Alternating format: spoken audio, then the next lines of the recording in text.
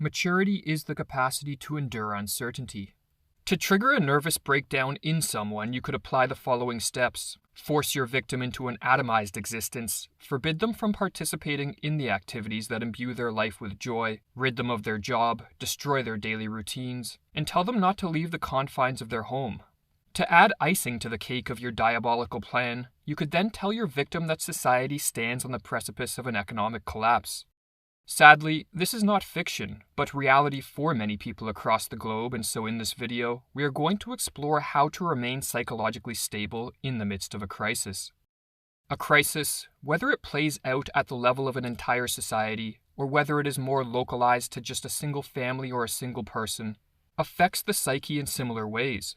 When a crisis leads to rapid and extensive change in the patterns of our life, it is disorienting. But if such change is accompanied by uncertainty as to when, or even if, things will return to normal, the disorientation can be so extreme as to threaten our sense of self. For our identity is built on the patterns of our life, be it our habits, our social roles, our job, our hobbies, or our interpersonal relationships.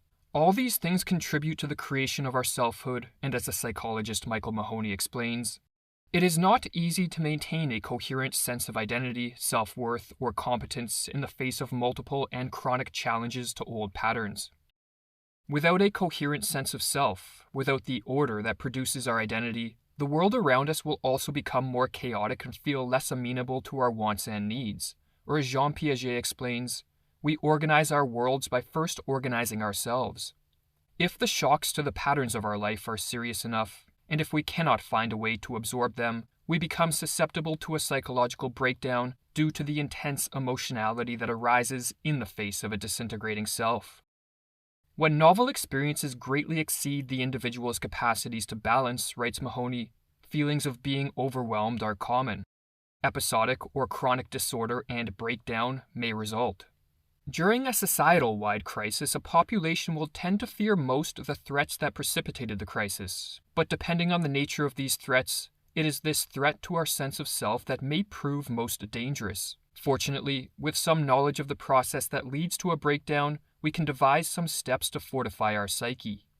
What first must be recognized, and as counterintuitive as it may seem, is that a breakdown is not a descent into a more disordered state, but is a re-establishment of order at a maladaptive level. The extremes of a psychological breakdown tend toward two forms: severe depression or psychosis. Severe depression rids one of the disordered state that precipitated the breakdown by replacing it with an ordered state of utter despair and hopelessness, in which the individual is convinced that things will not get better and so withdraws from life. The intense emotionality, usually in the form of extreme anxiety, that precedes a breakdown into severe depression is replaced by apathy and a psychological deadness to the world. At the other extreme is the psychotic break. The process of a psychotic break tends to unfold as follows. Events of one's life, be it an acute crisis or more chronic problems that pile up over time, utterly destroy any semblance of a healthy sense of self. When this occurs, the individual will enter the panic phase of the process. The disintegrating self and the disorientation this creates bring to the fore emotions of such an intensity that the individual becomes incapable of proper interaction with their environment.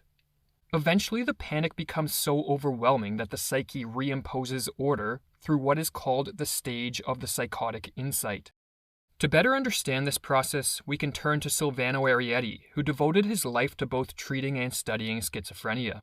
In his book, Interpretation of Schizophrenia, Arietti explains that the psychotic insight occurs when the panic-stricken individual succeeds in putting things together by devising a pathological way of seeing reality by which he is able to explain his abnormal experiences. The phenomenon is called insight because the patient finally sees meaning and relations in his experiences, but the insight is psychotic because it is founded on mental processes that occur only in a state of psychosis.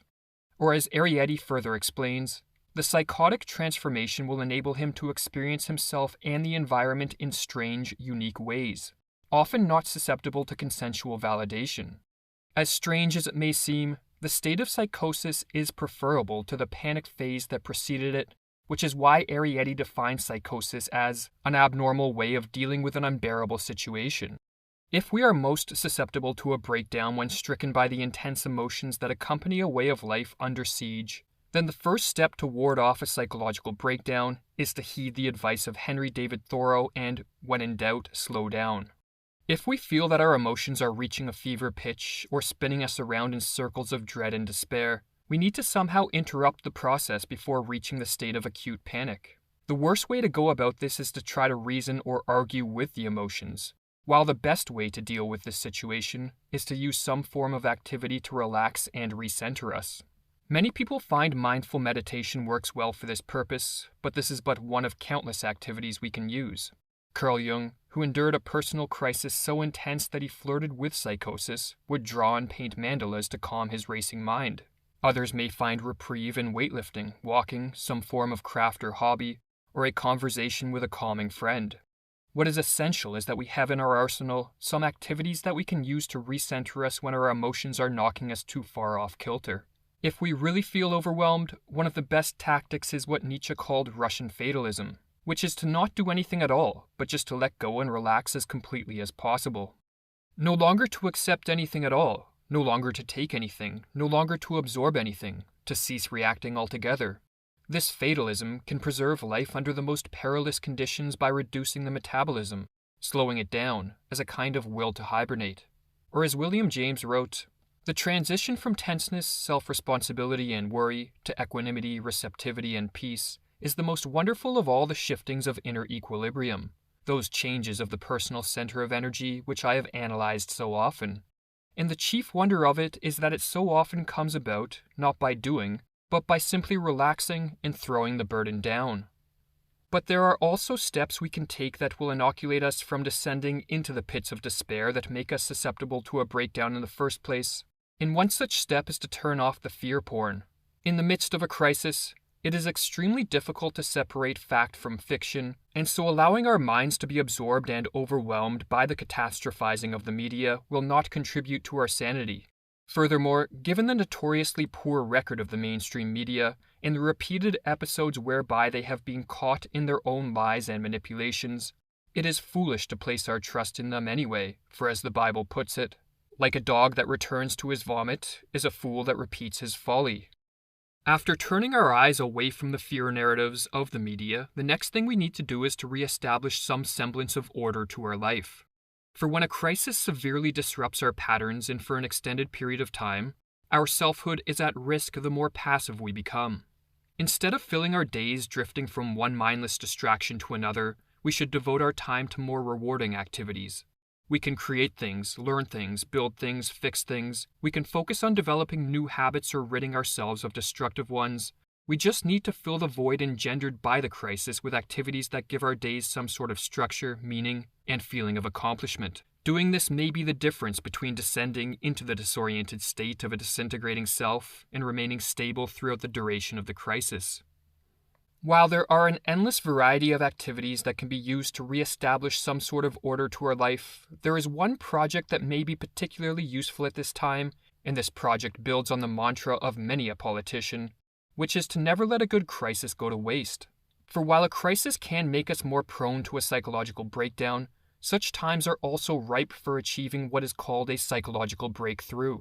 The breakthrough is the mirror opposite of the breakdown, as our sense of self does not lose touch with reality as in psychosis, nor does it descend into utter apathy and despair as in depression, but instead one's sense of self is reordered around values and patterns of life that are more resilient and functionally adaptive. In times of great disorder, silver linings can still be found, and in the next video, we will explore how for the bold few, a time of crisis can be turned into a great opportunity. What a caterpillar calls the end of the world, wrote Richard Bach, the master calls a butterfly.